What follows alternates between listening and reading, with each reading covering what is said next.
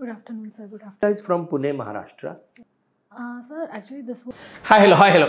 So last 2 days away, பயங்கர ஹாட்டாக ஒரு நியூஸ் போயிட்டுருக்கு. என்ன அப்படின்னு கேட்டிங்கன்னாக்கா, பூஜா கேட்கர் ஐஏஎஸ் மகாராஷ்டிரா கேடர் அவங்க ரிலேட்டடாக அண்ட் நிறைய பேர் யூடியூப் கமெண்ட்ஸில் கேட்டிருந்தாங்க, ஃபோனில் எனக்கு மெசேஜ் பண்ணியிருந்தாங்க, சார் அந்த வீடியோ போடுங்க அப்படின்னு கேட்டிருந்தாங்க. அண்ட் அவங்கள பற்றின ஃபுல் டீட்டெயில்ஸ் இந்த வீடியோவில் நான் பேச போகிறேன். அண்ட் அதே மாதிரி சென்னையில் இருக்கிற சில ஐஏஎஸ் அகாடமி எப்படி இந்த மாதிரியான ஆக்ட் அவுட்ஸ் ஃபேக் சர்டிஃபிகேட் இஷ்யூஸ்லாம் பண்ணிகிட்டு இருக்காங்க, அதையும் நான் உங்களுக்கு இந்த வீடியோவில் ஃபுல்லாகவே எக்ஸ்போஸ் பண்ண போகிறேன். சரிங்களா? ஃபைன். இப்போ வந்து பார்த்திங்கன்னா பூஜா கேட்கர் ஐஏஎஸ் இவங்க வந்து மகாராஷ்டிரா கேடர் 2022 மெயின்ஸ் கிளியர் பண்ணி 2023ல் லபாஸ்னட் ட்ரைனிங்க்கு போன ஒரு லேடி கேண்டிடேட். சரிங்களா?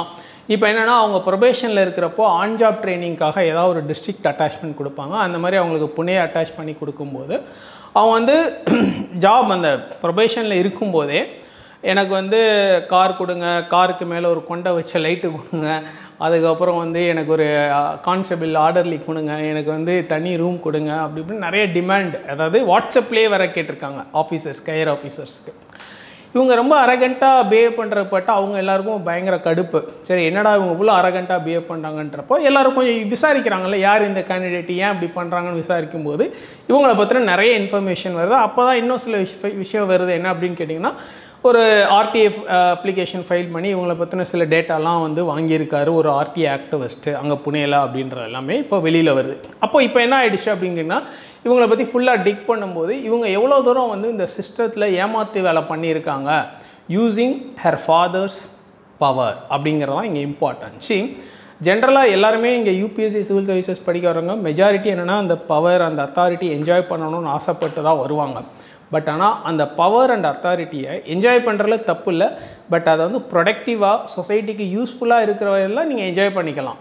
பட் ஆனால் அது சொசைட்டிக்கு ப்ரொடக்டிவாக இல்லாமல் சொசைட்டிக்கே எகெயின்ஸ்டாக போகிற மாதிரி நீங்கள் யூஸ் பண்ணுறீங்க அப்படின்னா டெஃபினெட்லாக இது வந்து ஒத்துக்கொள்ள முடியாது. ஏன்னா நம்ம சகாயம் சார் அவரே சொல்லியிருப்பார், if you have the power use it for the poor அப்படின்னு சொல்லியிருப்பார். பட் ஆனால் இவங்க பூஜா கேட்கர் என்ன பண்ணியிருக்காங்கன்னா, ஃபஸ்ட்டு இவங்க பண்ண பெரிய ஃபேக் என்ன அப்படின்னு கேட்டிங்கன்னா, ஓபிசி நான் கிரீமி வாங்கியிருக்காங்க. அதாவது ஒன்ஸ் பேரண்ட்ஸ் வந்து குரூப் 1 ஆஃபீஸராக ஆயிட்டாலே நான் கிரீமி வராது. ஃபஸ்ட்டு அங்கேயே அடி. ஏன்னா இவங்க அப்பா மட்டும் இல்லை, இவங்க தாத்தாவுமே ஐஏஎஸ் ஆஃபீஸராக தான் இருந்திருக்காரு. அதுக்கப்புறம் இவங்க அப்பா வந்து இப்போ ரீசெண்டாக ஒரு இங்கே லோக்சபா எலெக்ஷனில் இப்போ ரீசெண்டாக அந்த லோக்சபா எலெக்ஷன் கண்டெஸ்ட் பண்ணியிருக்காரு. அந்த எலெக்ஷன் கண்டெஸ்ட் பண்ணும்போது தன்னோட சொத்தின் மதிப்பு 40 crore அப்படின்னு டிக்ளேர் பண்ணியிருக்காரு. ஸோ அஃபிஷியலாகவே 40 crore டிக்ளேர் பண்ணியிருக்காருன்னா இன்னும் அன்அக்கௌண்டபிள் எவ்வளோ இருக்குன்றது உங்களுக்கே தெரியும், நீங்களே புரிஞ்சுப்பீங்க இல்லைங்களா? அப்போது அந்த இன்கம் லிமிட்டும் பயங்கரமாக எகிரி இருக்குது. ப்ளஸ் இந்த பூஜா கேட்கர் இவங்களுக்கு வந்து வயசு அரௌண்ட் ஒரு 29-30 அப்படின்னு சொல்கிறாங்க. இன்னும் சர்வீஸ்குள்ளேயே ஃபுல்லாக இதாகவே இல்லை. அதுக்குள்ளே வந்து 17 கோடிக்கு சொத்து இருக்குது, ஃப்ளாட்ஸு ஹவுசஸ் எல்லாம் இருக்குது அப்படிங்கிறத மீடியா ரிப்போர்ட்ஸ் கிளைம் பண்ணுறாங்க. ஸோ இவ்வளோ வெல் டு டூவாக இருக்கிற ஒரு லேடி கேண்டிடேட் ஓபிசி நான் கிரீமி அப்படிங்கிற ஒரு ஃபேக் சர்டிஃபிகேட்டாக வாங்கியிருக்காங்க. அது மட்டும் இல்லை, இவங்க வந்து பிடபிள்யூபிடி 5 கேட்டகரி அதையும் யூஸ் பண்ணியிருக்காங்க. பிடபிள்யூடி 5 கேட்டகரி அப்படிங்கிறது என்னென்னா, அந்த கேட்டகரியிலே லாஸ்ட்டு அண்ட் கட் ஆஃப்லேயும் ரொம்ப லீஸ்ட்டாக வர்ற ஒரு கேட்டகரி. அண்ட் அதில் வந்து மென்டல் இல்னஸ் சர்டிஃபிகேட்டும் ஒன்று வாங்கியிருக்காங்க. ஸோ இவ்வளோ விஷயங்கள் வந்து அவங்க ஃபேக்காகவே பண்ணியிருக்காங்க. இன்ஃபேக்ட் அவங்களோட மார்க் இன்டர்வியூ வீடியோஸ், சில வீடியோஸ் வந்து நான் யூடியூப்பில் பார்த்தேன். அதிலெல்லாம் பார்த்தீங்கன்னா அவங்க லோ விஷன் அப்படிங்கிறாங்க. லோ விஷனுக்கான எந்த சிம்டமும் கிடையாது. அண்ட் அவங்க மென்டல் இல்னஸ்ஸு அப்படின்லாம் சொல்லி சர்டிஃபிகேட் வாங்கியிருக்காங்கன்னு பார்த்தேன். பட் அவங்க பேசும்போது பார்த்தா அந்த மென்டல் இல்னஸ்க்கான எந்த சிம்டமும் தெரியலை. பட் அவங்க அப்பா வந்து ஏதோ ஒரு ப்ரெஸ் இதில் ஒரு இது கொடுத்துருக்காரு, பைட் கொடுத்துருக்காரு. என்னென்னா அவங்களோட டிசபிலிட்டி வந்து வெளியில் எக்ஸ்போஸ் ஆகாது, பட் அவங்களுக்கு நிறைய டிசபிலிட்டிஸ் இருக்குது அப்படின்னு சொல்லியிருக்காரு. பட் இங்கேயுமே என்ன பிரச்சனை அப்படின்னு கேட்டிங்கன்னா, இந்த டிசபிலிட்டி சர்டிஃபிகேட் ஆர் டிசபிலிட்டி வெரிஃபிகேஷனுக்கு நிறைய ப்ரொசீஜர் இருக்குது. அண்ட் அந்த ப்ரொசீஜருமே டிஓபிடி வந்து ஒரு 5-6 டைம் வந்து இவங்களுக்கு வந்து எய்ம்ஸ் டெல்லிக்கு வாங்க, உங்களோட டிசபிலிட்டி சர்டிஃபிகேஷனை வந்து நாங்கள் ஆத்தரைஸ் பண்ணணும், எங்களோட மெடிக்கல் பேனலில் வந்து நீங்கள் அப்பியர் ஆகணும்னு சொல்லி ஒரு 6 டைம் வந்து கொடுத்துருக்காங்க, நோட்டீஸ் கொடுத்துருக்காங்க. இவங்க அந்த 6 டைமுமே டிஓபிடி கூப்பிட்டப்ப எய்ம்ஸ் டெல்லிக்கு போகலை. அதுக்கப்புறம் என்னென்னா, ஒவ்வொரு டைமும் ஏதோ ஒரு ரீசன், எனக்கு கோவிட் இருக்குது, அப்புறம் வந்து க்ளௌஸ்ட்ரோஃபோபியா, எனக்கு வந்து க்ளௌஸ்ட்ரோஃபோபியானா ஒரு கன்ஃபைன்டு ஸ்பேஸ், ஒரு க்ளோஸ்டு ரூமில் இருக்கிறது பயம் அப்படின்லாம் சில இதெல்லாம் டிக்ளேர் பண்ணியிருக்காங்க. அப்புறம் ஏதோ அந்த லீகலாக இருக்கிற சில லூப் ஹோல், சில ப்ரொவிஷன்ஸை வச்சு என்ன பண்ணினாங்க அப்படின்றது எக்ஸாக்ட் டீட்டெயில் தெரியல. பட் தே ஹவ் யூஸ்ட் அந்த மாதிரி ஏதோ பண்ணி அந்த மெடிக்கல் போர்டு பேனல் முன்னாடி எய்ம்ஸ் டெல்லிக்கு போய் அப்பியரே ஆகாமையே வேறு ஏதோ ஒரு ப்ரைவேட் ஸ்கேன் ரிப்போர்ட் மாதிரி எடுத்து கொடுத்து மேனேஜ் பண்ணியிருக்காங்க. பட் இது எப்படி மேனேஜ் பண்ணாங்கன்றது இன்னும் நிறைய உண்மைகள் வெளியில் வரணும். அப்படி மேனேஜ் பண்ணி அந்த PWBD5 அப்படிங்கிற கேட்டகரியிலையுமே அவங்க யூஸ் பண்ணி தான் இந்த சர்வீஸ்க்குள்ளே போயிருக்காங்க. சரிங்களா? அண்ட் இதெல்லாம் எப்படி பாசிபிள் அப்படின்னு கேட்டிங்கன்னா, அவங்க அப்பாவும் ஒரு ரிட்டையர்டு IAS ஆஃபீஸர். ஸோ டெஃபினட்டாக அவருக்கு சிஸ்டமில் என்னென்ன மாதிரி எப்படியெல்லாம் பண்ணணும்னு தெரிஞ்சிருக்கும். அது வந்து உங்களுக்கு ஒரு ஈஸியான ஒரு இது மாதிரி ஹேண்டியாக ஒரு டூல் மாதிரி கிடச்சிருச்சு. அண்ட் என்னென்னா இவங்களும் டாக்டர் அண்டு டெல்லியில் சஃப்தர்ஜங் ஹாஸ்பிட்டலில் எண்டோக்ரினாலஜிஸ்ட்டாக வேறு கொஞ்ச நாள் வேலை பார்த்துருக்காங்க அப்படின்னு சில மீடியா ரிப்போர்ட்ஸ்லாம் படித்தேன். ஸோ பேசிக்கலாக என்ன, இவங்க டாக்டர், இவங்க அப்பா IAS ஆஃபீஸர், தாத்தா IAS ஆஃபீஸர், அது ஒரு பியூரோக்ராட் ஃபேமிலி வேறு. ஸோ இவங்களுக்கு வந்து எல்லாத்தையும் எப்படி ப்ளே பண்ணணும், மிக்ஸ் பண்ணி ப்ளே பண்ணணுங்கிறதுக்கு நல்லாவே தெரிஞ்சிருக்கு. அதனால அழகாக மிக்ஸ் பண்ணி ப்ளே பண்ணி ஃபேக் சர்டிஃபிகேட் வாங்கி கொடுத்துருக்காங்க. அண்ட் அதுக்கப்புறம் சரி உள்ளே போயிட்டாங்க, கொஞ்சமாக அடக்கி வாசிச்சிருக்கலாம். அடக்கியும் வாசிக்காமல் ரொம்ப திமிராக அரகண்ட்டாக நடந்துக்கிட்டதுனால இப்போ இவங்களோட எல்லா விஷயத்தையும் வெளியில் கொண்டு வந்திருக்காங்க. அண்ட் இன்னொரு விஷயம் என்னென்னு கேட்டிங்கன்னா, 2019 ப்ரிலிம்ஸ் மெயின்ஸ் அது மூலமாக IRS வாங்கியிருக்காங்க. அப்போவே வந்து இவங்களோட OBC சர்டிஃபிகேட் அதில் வந்து சில டிஸ்பியூட் இருக்குது அப்படின்னு சொல்லி அது ஒரு இஷ்யூ இருந்தனால அந்த வருஷம் அவங்களுக்கு சர்வீஸே அலோகேஷன் அது கொடுக்கவே இல்லை. ஏன்னா உங்களோட OBC சர்டிஃபிகேட்டில் சம் டிஸ்பியூட் இருக்குது அப்படின்னு சொல்லியிருக்காங்க. அதுக்கப்புறம் இவங்க என்ன பண்ணியிருக்காங்க, அந்த 2021 வந்து ஸ்போர்ட்ஸ் அத்தாரிட்டி ஆஃப் இந்தியாவில் வந்து அசிஸ்டன்ட் டைரக்டர் போஸ்ட்டுக்கு ஒரு கால்ஃபார் வந்திருக்கு. அந்த கால்ஃபாரில் என்ன பண்ணியிருக்காங்கன்னா, இந்த மாதிரி 2020 இந்த பீரியடில் வந்து UPSC இன்டர்வியூ அட்டன் பண்ண கேண்டிடேட்ஸுக்கு அசிஸ்டன்ட் டைரக்டர் போஸ்ட் வேக்கன்சி இருக்குது, UPSC இன்டர்வியூ அட்டன் பண்ண கேண்டிடேட்ஸ் அப்ளை பண்ணலாம் அப்படின்னு சொல்லி ஒரு நோட்டிஃபிகேஷன் வந்திருக்கு. அதை பேஸ் பண்ணி இவங்க என்ன பண்ணியிருக்காங்க, ஸ்போர்ட்ஸ் அத்தாரிட்டி ஆஃப் இந்தியாவில் ஆல்ரெடி IRSக்கு வர வேண்டியது because of OBC community certificate இஷ்யூவில் வராமல் போயிடுச்சு. ஆனால் நான் இன்டர்வியூ அட்டன் பண்ணேன் அப்படின்ற அந்த ரெக்கார்டை வச்சுட்டு திருப்பி இவங்க ஸ்போர்ட்ஸ் அத்தாரிட்டி ஆஃப் இந்தியாவில் என்ன பண்ணியிருக்காங்கன்னா, எகெயின் PWD1 அந்த கேட்டகரியில் லோ விஷன் அப்படின்னு காட்டி 2021 அசிஸ்டன்ட் டைரக்டர் போஸ்ட் வாங்கியிருக்காங்க. சீக்வன்ஸ் பாருங்கள், ஸ்போர்ட்ஸ் அத்தாரிட்டி ஆஃப் இந்தியாவில் வந்து வேலை வாங்கும்போது PWBD1 அப்படின்னு ஒரு கேட்டகரியில் லோ விஷன்னு போட்டு இவங்க அந்த 2019 அந்த ப்ராசஸில் இன்டர்வியூ அட்டன் பண்ணாத வச்சு வேலை வாங்கிட்டாங்க.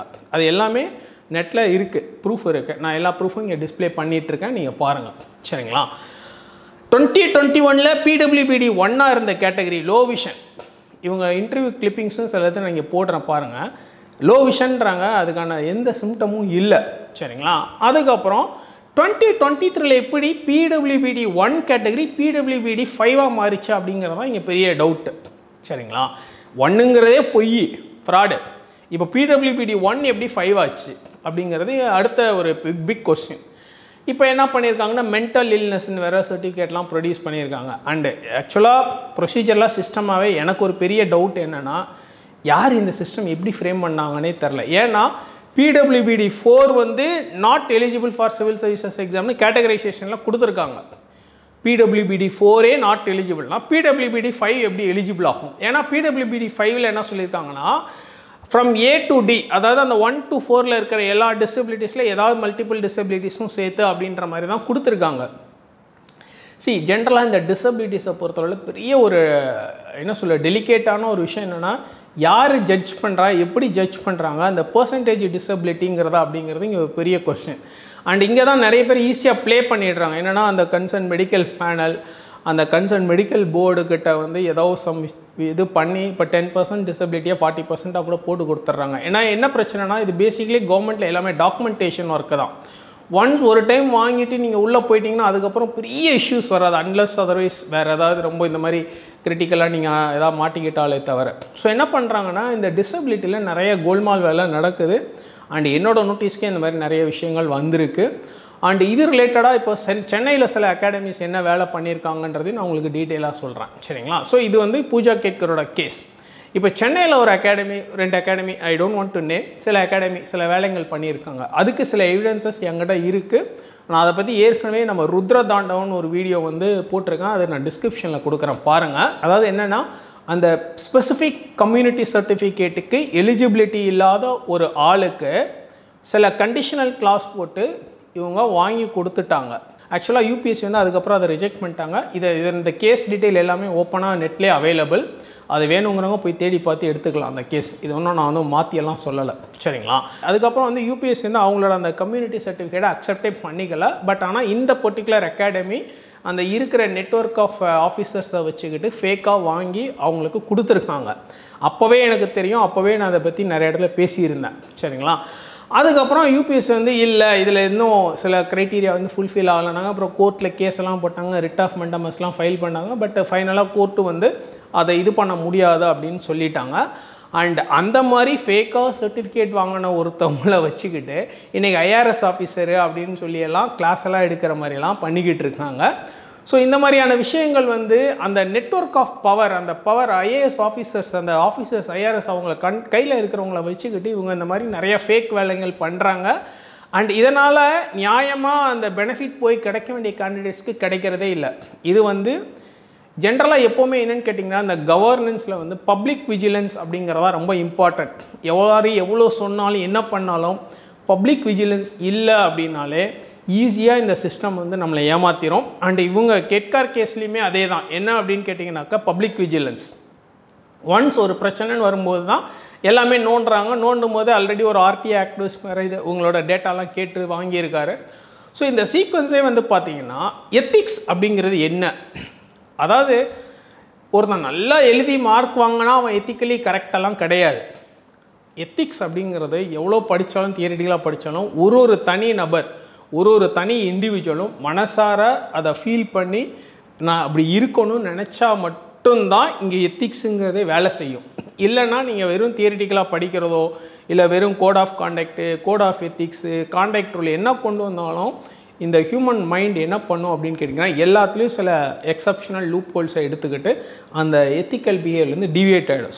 ஸோ எத்திக்கல் பிஹேவியர் அப்படிங்கிறது not just legal, not just procedural, it is more of individual அப்படிங்கிறது தான் ரொம்ப இம்பார்ட்டன்ட். டெஃபினட்டாக இந்த ரிசர்வேஷன் சிஸ்டம் அப்படிங்கிறதே என்னென்னாக்கா இந்த டவுன் ட்ராடன் டிஸ்அட்வான்டேஜ்டு பீப்புளுக்கு கிடைக்க வேண்டிய பெனிஃபிட் தான் இந்த ரிசர்வேஷன் சிஸ்டம் மூலமாக.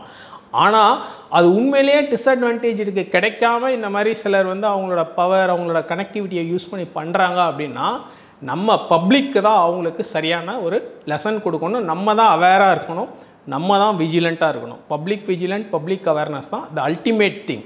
ஏன்னா இங்கே பப்ளிக் அட்மினிஸ்ட்ரேஷன் அப்படிங்கிறது not just officers, public awareness, public vigilance, சரிங்களா. சரி, இதில் இன்னும் ஒரு மேஜர் இது என்னன்னு கேட்டிங்கன்னா, நிறைய பேர் இது யூபிஎஸ்சி ஃப்ராடு, யூபிஎஸ்சி ஸ்கேமு, நிறைய ஆஸ்பிரன்ஸே என்கிட்ட வந்து கேட்டாங்க, சார் என்ன சார் இப்படிலாம் நடக்குது, நான் இந்த யூபிஎஸ்சியை நம்பி படிக்கலாமா சார், எனக்கு படிக்கிறது இன்ட்ரெஸ்டே குறையுது அப்படின்லாம் கேட்டாங்க. நான் ஒரு விஷயம் சொல்கிறேன் கேளுங்க, யூபிஎஸ்சியில் எந்த ஸ்கேமும் நடக்கலை, யூபிஎஸ்சியில் எந்த ஃப்ராடும் நடக்கலை. அண்ட் எல்லோரும் ஒன்று புரிஞ்சுக்குங்க, constitutionally also powers of the commission அப்படின்னு யூபிஎஸ்சியோட பவர்ஸ் அப்படிங்கிறதுல என்னென்னா UPSC is purely a recommendatory body தான். ஆனால் UPSC is not the appointing authority. UPSC என்ன பண்ணுவாங்கன்னா கேண்டிடேட்ஸை செலக்ட் பண்ணி ரெக்கமெண்ட் பண்ணி அந்த லிஸ்ட்டை டிஓபிடிக்கு கொடுத்துருவாங்க. அதுக்கப்புறம் எல்லா வெரிஃபிகேஷனும் டிஓபிடி தான் பண்ணணும். டெல்லியில் போய் பர்சனாலிட்டி டெஸ்ட் அட்டன் பண்ண பிறகு நம்மளோட மெடிக்கல் ரிப்போர்ட்டுமே என்னென்னா டைரெக்டாக டிஓபிடிக்கு தான் போகும், சரிங்களா. அண்ட் டிஓபிடி தான் இந்த மெடிக்கல் ரிப்போர்ட்டு மற்ற எல்லா வெரிஃபிகேஷனும் பண்ணிவிட்டு அதுக்கப்புறம் மற்ற விஷயங்கள் அடுத்த ப்ரொசீஜர் ஆஃப் அப்பாயின்மெண்ட் எல்லாமே ஃபாலோ பண்ணி பண்ணுறதுங்கிறது டிஓபிடி தான். ஸோ யூபிஎஸ்சிக்கு இந்த வேலையே இல்லை. யூபிஎஸ்சிங்கிறது conducting the exam, conducting the interview, அதோட முடிஞ்சு போச்சு. பட் என்னென்னா இந்த சர்டிஃபிகேட் வாங்கினாங்களா இல்லை, தட் மீன்ஸ் கொடுத்தாங்க இல்லையா, அவங்கெல்லாம் வந்து அந்த புனேயில் இருக்கிற கவர்மெண்ட் ஆஃபீஸில் தான் கொடுத்துருக்காங்க. ஆக்சுவலாக இப்போ அங்கே தான் பிரச்சனை. அங்கே தான் என்னென்னா அந்த கேட்காரோட அப்பா வந்து தன்னோட இன்ஃப்ளூயன்ஸை யூஸ் பண்ணி, பவரை யூஸ் பண்ணி ஏதோ மேனேஜ் பண்ணி வாங்கியிருக்காரு. ஸோ த ப்ராப்ளம் என்ன எங்கே அப்படின்னு கேட்டிங்கன்னா, நாட் வித் த யூபிஎஸ்சி, அந்த ஸ்டேட் புனேயில் இருக்கிற ஆஃபீஸர்ஸ் அவங்க தான் ரெஸ்பான்சிபிள் இந்த சர்டிஃபிகேட்டு இந்த மாதிரி ஃபேக்காக இஷ்யூ பண்ணதுக்கு. பட் யூபிஎஸ்சி என்னென்னா சில விஷயங்கள் எனக்கு பர்சனலாக தோணுது என்னென்னா, இன் ஃபியூச்சர் இன்னும் கொஞ்சம் காஷியஸாக யூபிஎஸ்சி இருக்கணும். அண்ட் மெயின்லி என்ன அப்படின்னு கேட்டிங்கன்னா, ஒரு கேண்டிடேட் மென்டல் இல்னஸ்னு டிக்ளேர் பண்ணும்போது அவங்கள எப்படி இன்டர்வியூவில் நீங்கள் ஜட்ஜ் பண்ணி மார்க் கொடுக்குறீங்க, அதுவே பெரிய கொஸ்டின். இது வந்து ப்ரொசீஜரலாக லாஜிக்கலாக எனக்கு வர கொஸ்டின். மென்டலி இல் கேண்டிடேட்டை நீங்கள் இன்டர்வியூ பண்ணி அதுவும் அந்த பொண்ணுக்கு 171 சம்திங் மார்க் கொடுத்துருந்தாங்க. எப்படி 170 மார்க் ஒரு மென்டலி இல் கேண்டிடேட் இன்டர்வியூ பண்ணுறதே ரொம்ப ரிஸ்க் ஆச்சு. எப்படி வந்து யூபிஎஸ்சி ஜட்ஜ்மெண்ட் பண்ணி மார்க் கொடுக்குறாங்கன்றது இது ப்ரொசீஜரலாக இருக்க ஒரு லூப் ஹோல் அப்படின்ற மாதிரி எனக்கு தோணுச்சு. டெஃபினட்டாக வந்து யூபிஎஸ்சி என்ன பண்ணணும் அப்படின்னு கேட்டிங்கன்னா, ஒரு கேண்டிடேட் இந்த சர்டிஃபிகேட் எஸ்பெஷலி பிடபிள்யூபிடி இந்த மாதிரி சர்டிஃபிகேட்டில் அது மென்டலி இல் இதெல்லாம் சொல்லும்போது அட்லீஸ்ட் அவங்க அந்த மாதிரி கேண்டிடேட்ஸ்க்கு தனியாக ஒரு இன்டர்வியூ பேனல், தனியாக ஒரு ப்ரொசீஜர், தனியாக ஒரு இது வைக்கணும். அப்போ தான் இவங்களை வந்து அங்கேயே ஈஸியாக பிடிக்க முடியும். இவங்க மென்டலி இல்லை, பிளைண்டா, லோ விஷனா, வாட் எவர் இட் பி அப்படின்றத இங்கே பிடிக்க முடியும். ஆனால் இதுதான் எனக்கு பர்சனலாக யூபிஎஸ்சி மேலே இருக்கிற ஒரு கருத்து. But other than that UPSC இன்டென்ஷனலாக எந்த ஃப்ராடும் ஸ்கேமும் பண்ணலை. நான் முன்னாடி சொன்ன மாதிரி தான் இங்கே எத்திக்கல் பிஹேவியர்ன்றது தனிநபர் சார்ந்தது தான். அமைப்பு, ஒரு சிஸ்டம், ஒரு கமிஷன், ஒரு பாடிங்கிறது நம்ம உருவாக்கி வச்சுருக்கோம். சரிங்களா? அந்த பாடி ஏதாவது தப்பு பண்ணுனா அதுக்கு நம்ம இது பண்ணலாம், ப்ளேம் பண்ணிக்கலாம். பட் ஆனால் இப்போ இந்த இடத்துல வந்து ஏன்னா இந்த டிஓபிடியுமே நான் பார்த்தேன் 6 டைம் இவங்களுக்கு வந்து நோட்டீஸ் அனுப்பியிருக்காங்க. நீங்கள் வாங்க எய்ம்ஸ் டெல்லிக்கு வாங்க, நாங்கள் வெரிஃபை பண்ணணும்னு கேட்டிருக்காங்க, சொல்லியிருக்காங்க. ஸோ என்னென்னா இந்த சிஸ்டமாக யாரும் இன்டென்ஷனாக எந்த தப்புமே பண்ணலை. பட் ஆனால் இந்த மகாராஷ்டிராவில் அந்த ஸ்டேட்டில் இருக்கிற கவர்மெண்ட் ஆஃபீஸர்ஸ் தான் தப்பு பண்ணியிருக்காங்க. அதர்வைஸ் யூபிஎஸ்சியும் டிஓபிடியும் எல்லா ப்ரொசீஜரும் சரியாக தான் பண்ணியிருக்காங்க. ஏன்னா இல்லைன்னா 6 டைம் வந்து கூப்பிட்ருக்க மாட்டாங்க. பட் இவங்க என்ன பண்ணியிருக்காங்கன்னா, அந்த டிசபிலிட்டிஸ் ஆக்ட் 2016 இருக்கிற சில எக்ஸப்ஷனல் கிளாஸஸ்ஸு ப்ளஸ் அவங்க அப்பா ஏஎஸ் ஆஃபீஸர் வேறு இருந்திருக்கார் இல்லையா, அந்த கிளாஸ் எல்லாம் எப்படி இவங்களுக்கு ஃபேவரபுளாக யூஸ் பண்ணணுமோ அப்படி யூஸ் பண்ணியிருக்காங்க. ஸோ என்னென்னா யாரும் இது யூபிஎஸ்சி ஸ்கேமு, யூபிஎஸ்சி ஃப்ராடு அப்படின்லாம் பயப்பட வேணாம். டெஃபினட்டாக மெரிட்டுக்கு யூபிஎஸ்சியில் எப்போவுமே வேல்யூ இருக்கும், ஒர்த் இருக்கும். பட் இங்கே பிரச்சனை என்னென்னாக்கா, இந்த கவர்மெண்ட் ஆஃபீஸர்ஸ் ஸ்டேட் கவர்மெண்ட், அதாவது மகாராஷ்டிராவில் அங்கே புனேயில் இருக்கிறவங்க தான் main reason, first thing. And டிஓபிடியில் எல்லாமே கொடுத்துருக்காங்க. அதனால் யூபிஎஸ்சியை பற்றி நீங்கள் யாரும் டவுட் பண்ண வேணாம். சிஸ்டமாக அது கரெக்டாக தான் போயிட்டுருக்கு. எனக்கு நான் சொன்ன மாதிரி எனக்கு ஒரே ஒரு விஷயம் யூபிஎஸ்சி மேலே ஒரு விஷயம் என்ன, ஒரு கருத்து என்ன அப்படின்னு கேட்டிங்கன்னா, இவங்க இந்த மென்டல் இல்னஸ், பிடபிள்யூபிடி அப்படிங்கிற கேட்டகரி வரும்போது அவங்களுக்கான இன்டர்வியூங்கிறது தனியாக செப்பரேட்டாக ஒரு குறிப்பிட்ட டேட்ஸ் ப்ளஸ் அவங்களுக்கான சில வெரிஃபிகேஷன் ப்ராசஸ்ஸுங்கிறது மட்டும் தனியாக வைக்கணும் அப்படிங்கிறது இது என்னோட கருத்து. அது மட்டும்தான் யூபிஎஸ்சி பண்ணணும்னு நான் நினைக்கிறேன். So other than that UPSC fraud ஸ்கேம்லாம் யாரும் இங்கே பயப்படுற அளவுக்கு ஒன்றும் இல்லை. அகாடமிஸும் இப்போ சில இது நான் சொன்னேன் இல்லைங்களா, அவங்களும் வந்து they should not do like this and public vigilance is important, right? Thank you. Bye. Okay, last question. I will give you a hypothetical situation. Right. Suppose Gandhiji, Azad, Bhagat Singh and Netaji Subhash Chandra Bose are all alive today. Then who would you choose to lead our country? This is a very difficult question.